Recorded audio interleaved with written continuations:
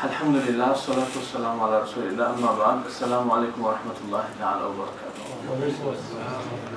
barakatuh. First of all, I want to thank my friend Sayyidi Imran. Obviously, he considers me as a teacher, but I'm one of his friends. Okay, so I remember I used to come here and we used to just discuss fiqh and aqidawi issues. So because of that, he considers me as a teacher, but we used to benefit from each other. You know, this issue of dhikr, unfortunately, as my friend said, Sayyid Imran said, that most of the time we neglect. But just before I came, Quran was recited in front of us, in which God determined the level of dhikr. He explained the level of dhikr in Islam. Can anyone explain what God said? What is the importance of dhikr? Can anyone help me to understand? Just before I came, the recitation was done. Can everyone hear me? Yeah? So what was, according to Quran, what was the importance of dhikr? Based on that, we'll discuss further, inshallah. Yes, please. What's the heart's ease? Excellent. It's one of the fruits. One of the fruits. But there are two things, isn't it? For example, you go and buy a water. So in the summer, there are two things. The main reason why you drink water, and there is fruit also. Main reason, it saves you from the death. But its fruit also, it cools you down because it's too hot. Isn't it? So one of the fruits of the dhikr, as you said, ala bi dhikrillahi tatma'innul qulub. It puts the heart to the rest. So you will relax. You will have peace of mind. But what was the crucial point? What was the main reason which was mentioned in Quran? Did anyone pay attention towards that?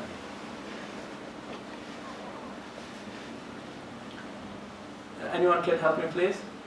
Allah said, وَيَهْدِي إِلَيْهِ مَنْ أَنَابَ.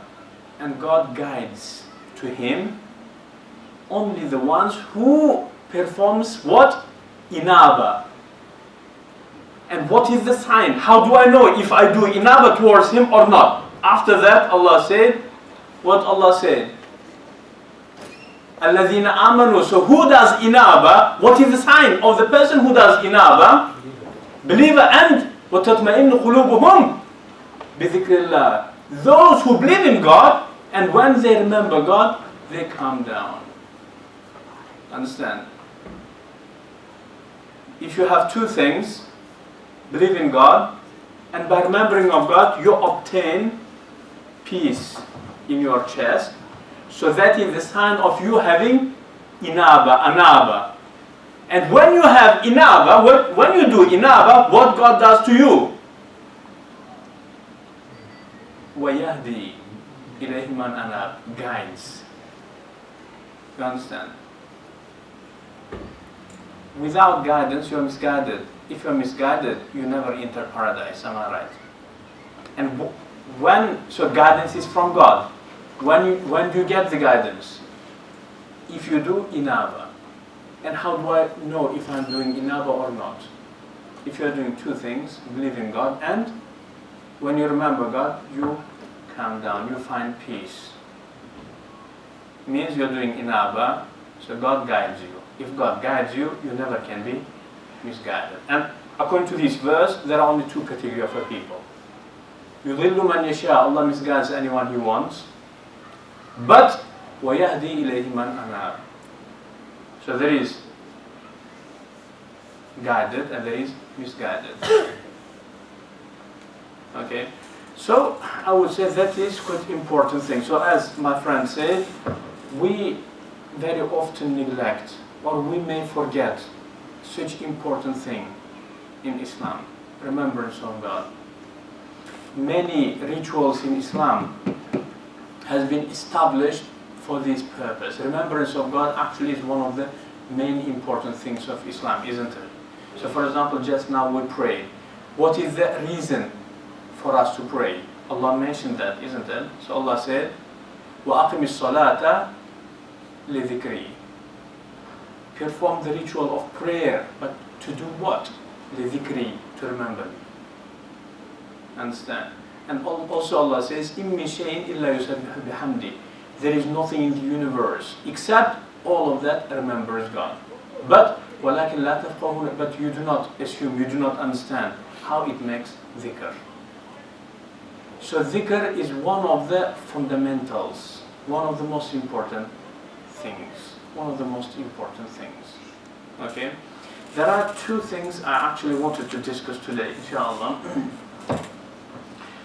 The first thing, as my friend said, we're going to discuss about how to make dhikr. How to do dhikr. What's the meaning of doing dhikr? So for example, if you go to different places, some people may jump, saying I'm doing dhikr. Some people may go around saying I'm making dhikr. Some people may play music instrument, for example flutes, milawiyya, saying I'm doing dhikr. So how someone can make dhikr? Quran explicitly mentions how to do dhikr. Okay, we'll talk about it inshallah. But before that, I wanted to just relate the importance of dhikr, especially in our time, to our time. If any of the brothers can help me please, did any of you have a period in your life which we call gray or black period? Depression, stress, problems. Please help me, put your hand up. I had in my life several times, once for 1 year. My friend said that I studied in Syria. In Syria, 1998, I had 1 year of deep depression because of all of that controversy, which is not matching. Because I studied in different schools of thought. All of them claim to be Hanafis, but then it's not matching. Uzbekistani Hanafis are different to Pakistan Hanafis are different to so all of that. So then I fell into depression for 1 whole year, deep depression.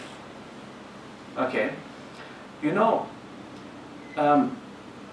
our mental body is not very different to our physical body. Can you imagine you are falling into black hole? Isn't it that you will try to grab on something? But if you will not find anything to grab on, what do? You start panicking. It causes fear. You start shouting because you are not finding anything to grab on, isn't it? But what about if you find something and you grab on it? How do you feel inside? You say, ah, thanks God. Isn't it? That is our physical body. Our spiritual, our mental body is not different to that. You are falling into the problems. Your friends betrayed you. Your family members cannot, so you are falling into that very deep, dark hole. You will try to grab on something. You are not finding, it makes you even more depressed.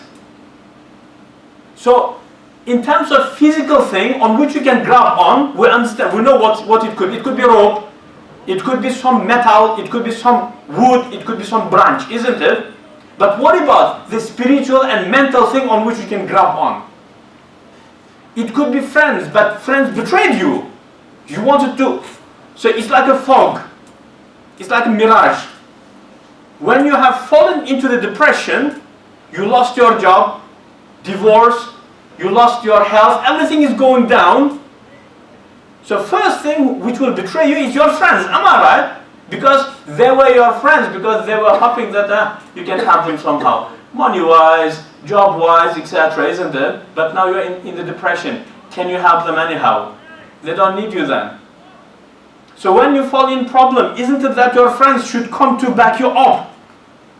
But if they will not, so then what is next thing that you will try to grab on? It could be your parents. Maybe some of us, they may not have their parents. Or maybe some of us may have parents, but again, their parents disowned them a while back for some reason. Means no chance of grabbing on the parents also. Relatives, everyone, all of our relatives, they have their own families, their own problems, their jobs. They are not free for you. So you cannot grab on them also. So what is the thing that you can grab on mentally, spiritually? So there is only one and only thing, you know. So it is your trust and your belief and your love in God. You can just grab on that one. But that is such a solid thing. It never becomes mirage. It never becomes mirage. Okay, do you remember this hadith in which Rasulullah mentions on behalf of God, saying, any of my slaves will close himself towards me just as one hand spine, I will close myself to him as one arm. And if he comes to me walking, I will go to him running. So God is so close. Okay, especially now we are in Ramadan, most likely most of us went to the lecture about the verses of Ramadan, isn't it? Where Allah says, إِذَا سَأَلَكَ عِبَادِي عَنِّي. If my slaves will ask you about me, فَإِنِّي قَرِيب. So tell them that I'm very close. In one of the verses, in one of the hadith, Rasulullah says that God is closer to you, so they were writing, God is closer to you than the ear of your animal that you are riding. Metaphorically, means God is too close. Allah says in Quran, God is closer to us than this archery, which is, you know, this. Closer than that. But, just tell me one thing, please. Let's suppose that I'm a very wealthy person. You have been just ignoring me, betraying me all your life, you know, you never thought about me, and when you have fallen into the problem, then you come to me. How do you think I will feel about you? It does not give you some good feeling, isn't it? Even you feel ashamed. Because when you was healthy, wealthy, you never thought about me, you never came to me. But when you are in the problem, now you are coming to me, you do not feel comfortable. But it would be a better scenario if you would build up your relationship with me in your normal condition. You would find me next to you in your hardship. Rasulullah says in one of the hadith, تعرف إلى الله في الرخاء يعرفك في الشدة. Be recognized by God when you are in tranquility, when you have no problem. يعرفك في الشدة. So He will recognize you when you have problem. It does not mean that God does not know us, but it means that be recognized to Him by all of your relationship, good relationship with Him. So when you are happy, build up your relationship with God. So then He will remember you when you are in the problem, when you're in the trouble. I can see that we have some of youth around amongst us here. You know, maybe so far some of us did not go out of our family house of the parents, but life is so difficult. In the life we need big hand, and big hand all the time only belongs to God. No one else can give us that big hand, because everyone has their own problems. Everyone has their own problems. You know, I do have many friends, like especially I used to, I spent a while in Dubai. I used to work there in one of the schools, so I do have very wealthy friends. Can you believe me? Once we attended Dhikr session, so it was very tight group. Okay, they are very wealthy people. They drive Lamborghini, etc. So Dhikr, it was so deep, you know. There are two types of Dhikr.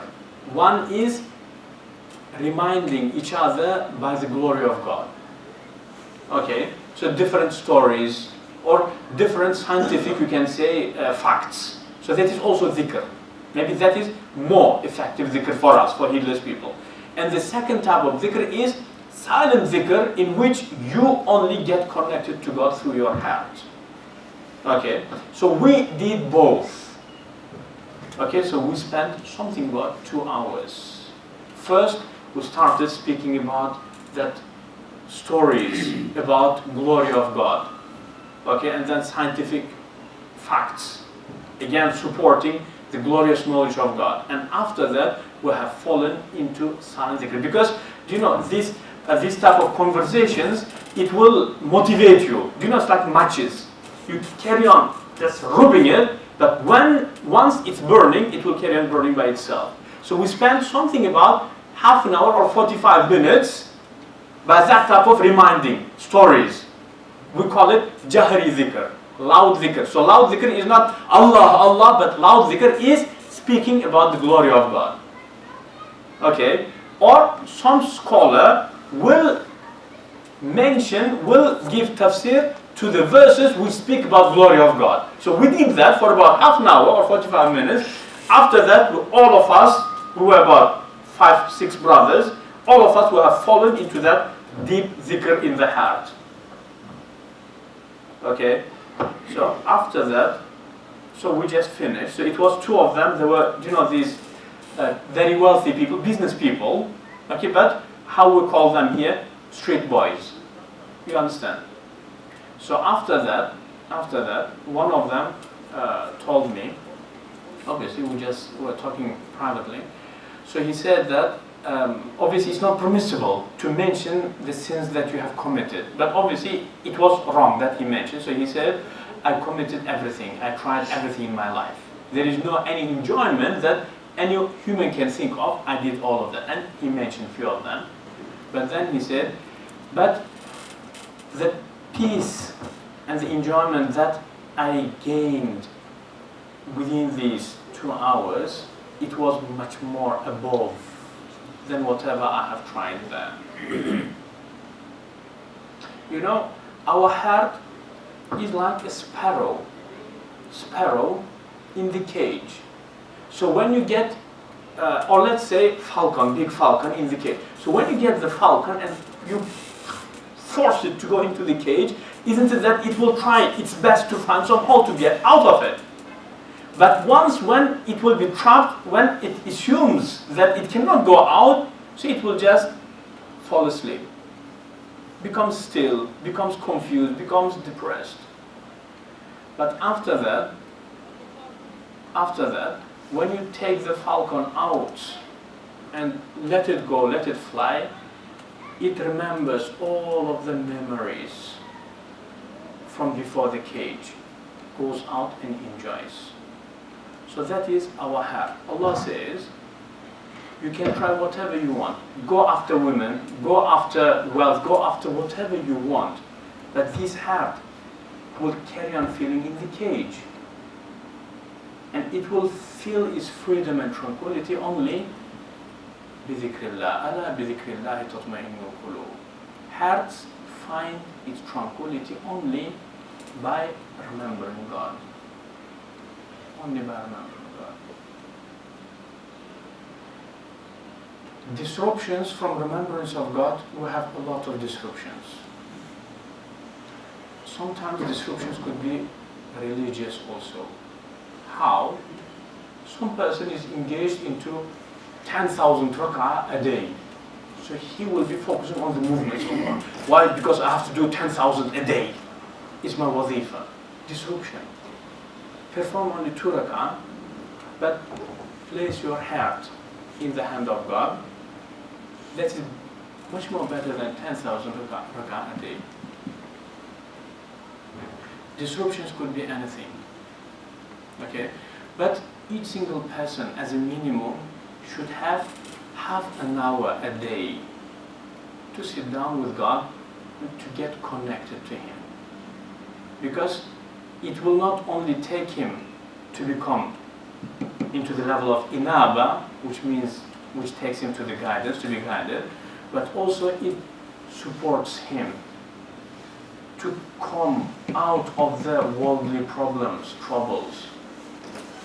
If I swear by God, I'm not swearing, but I'm suggesting, if I swear by God that 90% of the people who are sitting here right now in some type of hardship and problem, I don't think I will be wrong. Physical problem, problems with the family, we're all in some type of hardship. But overcoming these problems will be only by setting up a connection with God through dhikr, because that will fuel our energy. The one who stands by God, definitely, he's not going to be weak. He could be killed, maybe, may Allah forbid, but he will die as strongest, in his strongest status. So that is the dhikr of Allah subhanahu wa ta'ala. Allah says, وَاذْكُرُوا اللَّهَ ذِكْرًا كَثِيرًا. There are two things in which Allah emphasizes, or three things. Allah emphasizes a lot. The first is, Allah says, وَقُلْ رَبِّ زِدْنِي عِلْمًا. Ya Allah, increase my knowledge. O Prophet, ask God to increase your knowledge. So that is one thing. Allah emphasizes to increase, to get a lot. And the second thing, Allah says, وَاذْكُرُوا اللَّهَ ذِكْرًا كَثِيرًا وَسَبِّحُوهُ بُكْرَةً وَأَصِيلًا. Allah says, remember God a lot.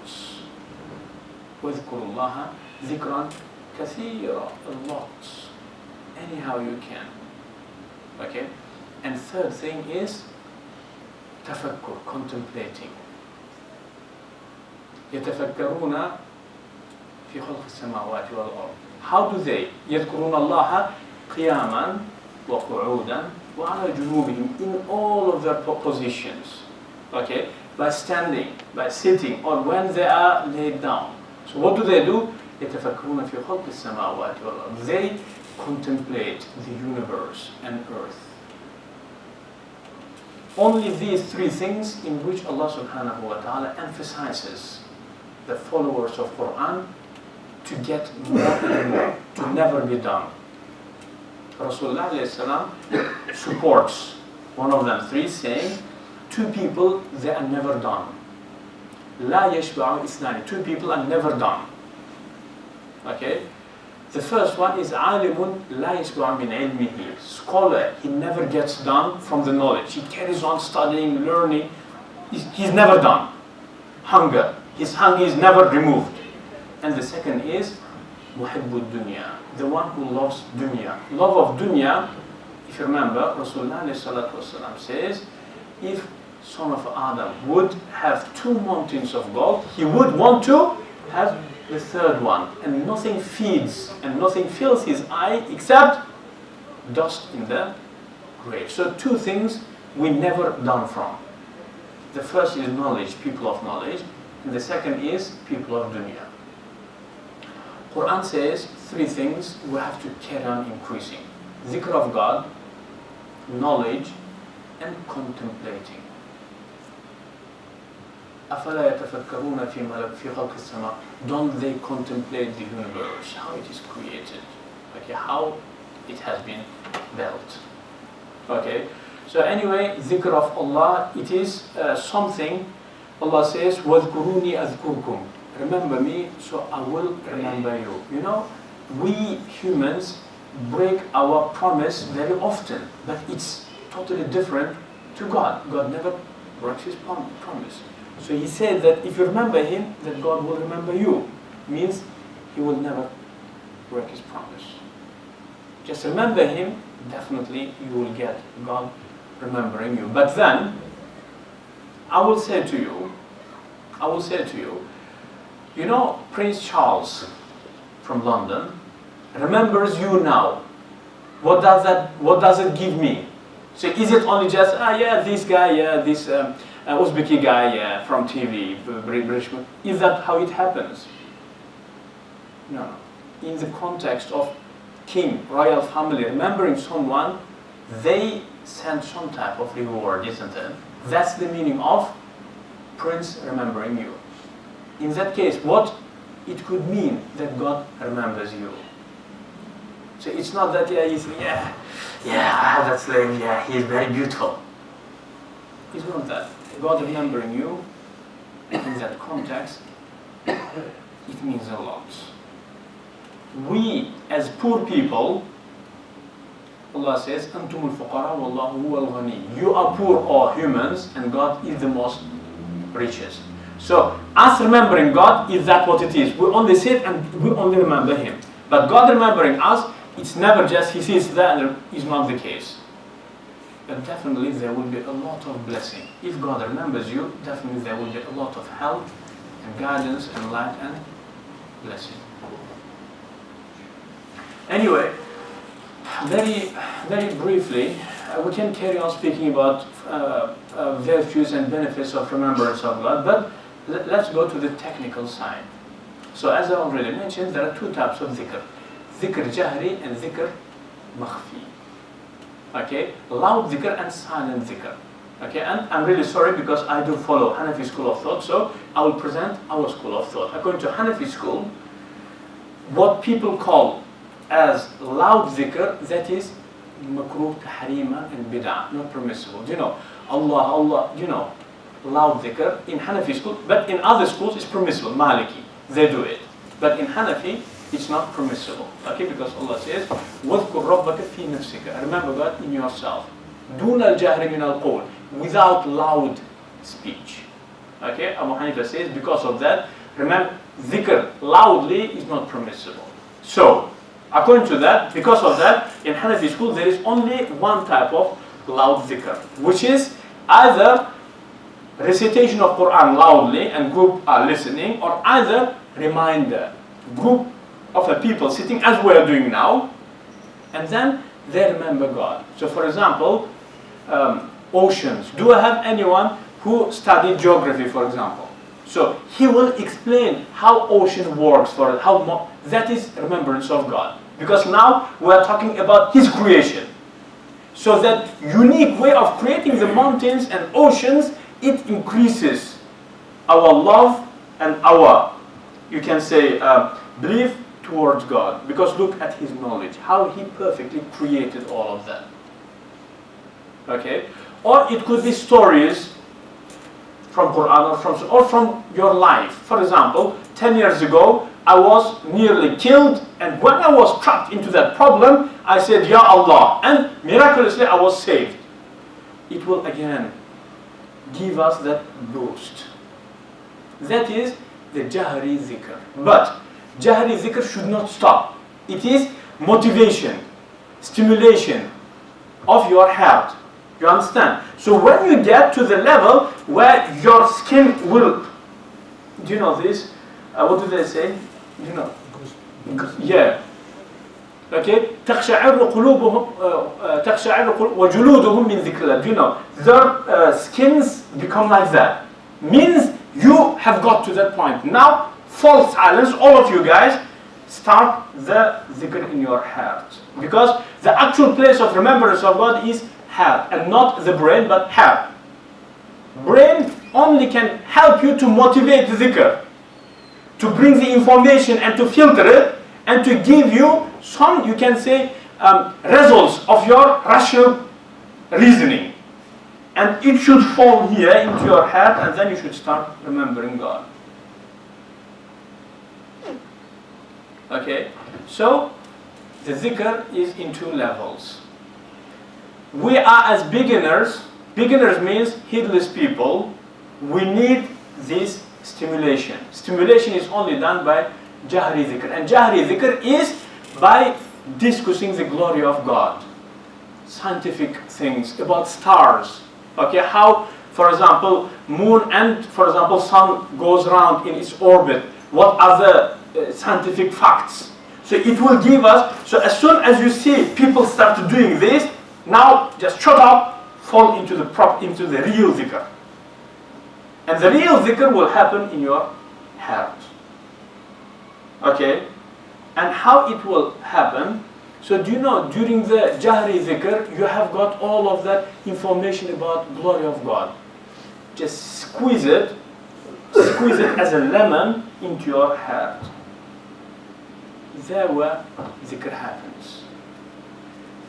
And the sign of the valid dhikr, as Hanzala, in the story of Hanzala and Abu Bakr as-Siddiq radiallahu anhu.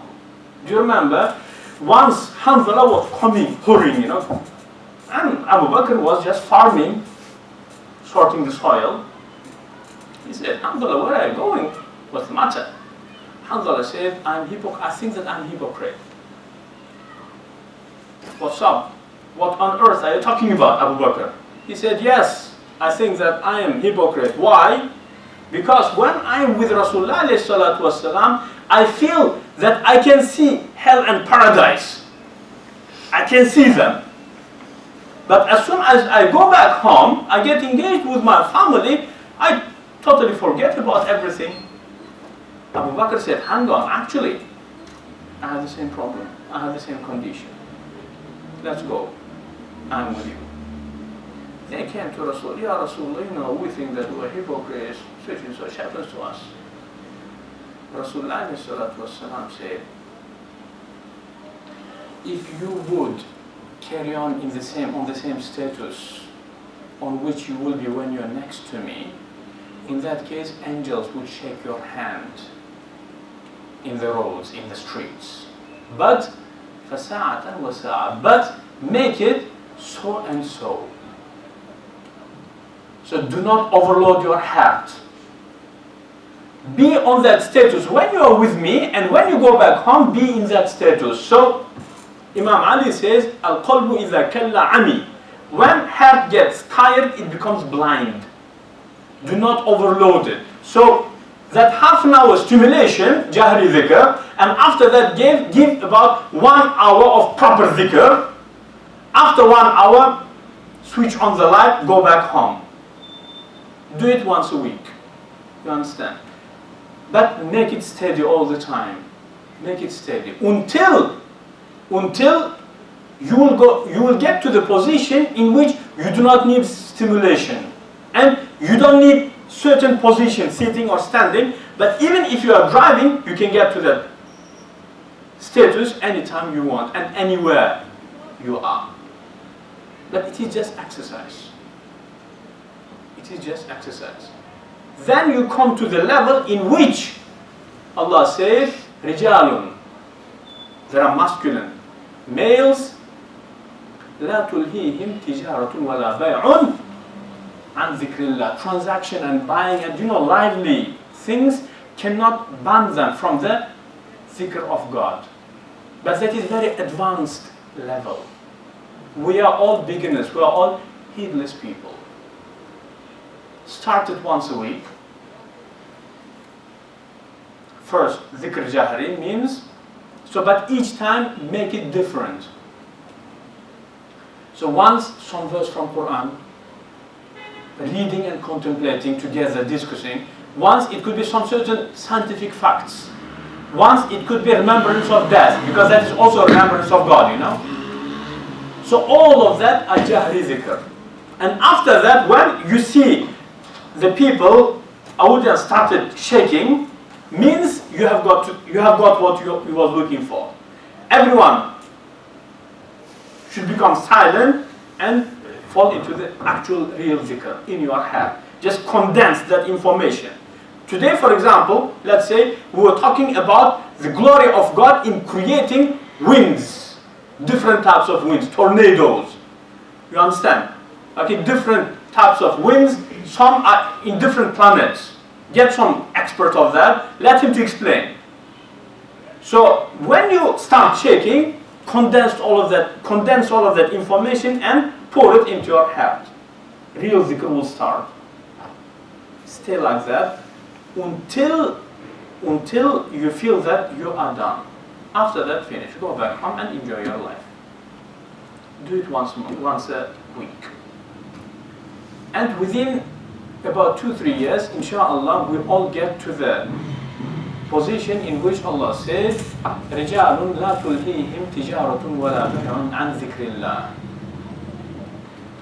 It is people buying and selling and worldly, day-to-day livelihood cannot ban them, cannot block them from the dhikr of God. So you are in your office, your heart remembers God, because your heart is independent to you, isn't it?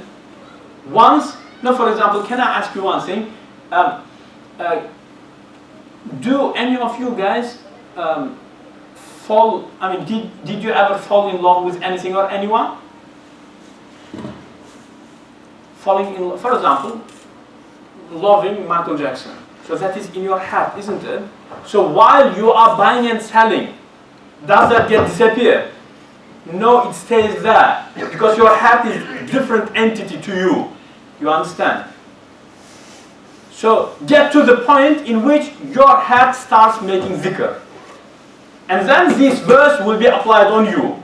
You will be buying, selling, you are joking with me here, you are driving your car, you know, you are watching your TV with your kids, you know, but your heart is in the remembrance of God.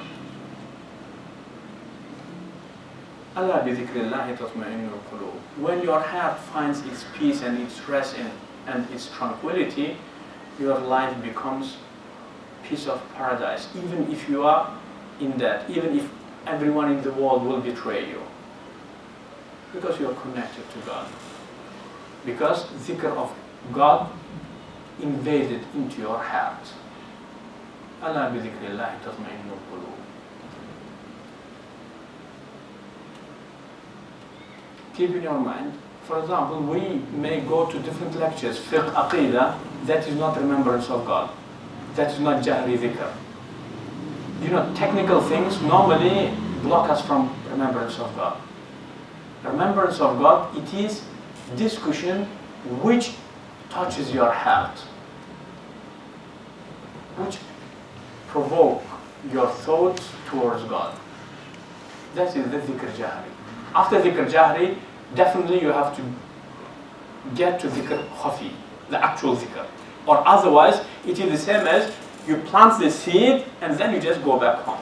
It does not work like that. Plant the seed and then gain the fruit and eat it also, then go back home. After dhikr jahri, there has to be dhikr khafi, then go back home. In our time, because of lack of our knowledge, because most of us are ignorant, it happens either you find either dhikr jahri, you know, glory of God speaking, tafsir, but there is no after that dhikr khafi, or dhikr khafi, but there is no, so it does not give us anything.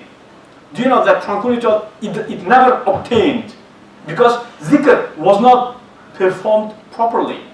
You understand? So it's the same as, yeah, so what I'm doing, yeah, I'm now praying, Allahu Akbar, and then I'll go back home. Or, yeah, what I'm doing, I'm praying, Assalamu alaikum, but what is before and after? Do it properly. Start from wudu, then takbir tahrim, ruku, sujood, then salam, now you pray. That's how dhikr has to be performed on its correct way. If you are very spread away, you know, your brain is spread away, make ghusl because it helps, you understand? Or make wudu, you understand? Then, discussion about glory of God, then dhikr. In the dhikr, we do not accept any noises. Obviously, we in here means in Hanafi school. But others, they say fine, Allahu, Allahu, Allahu, that's fine for them. But in Hanafi school, we say it should be very silent. Because actual dhikr only happens in your heart. And heart does not have voices and sounds. Perform the dhikr. So when you feel that you are done, you enjoy it, now just go back home. Enjoy. So that is very brief, you can say, conversation about dhikr, virtues and importance and fruits and technical side of the dhikr. And may Allah help us to implement it in our lives, because especially in our time, it is cosmic speed. Okay, so we need something which will support us mentally and spiritually, and nothing can do it except remembrance of God. So may Allah help us to be one of the ذاكرون الله كثيرا والذاكرات, those who remember God a lot. May Allah help us and may Allah give us tawfiq. And thank you very much for coming. Wassalamu alaikum.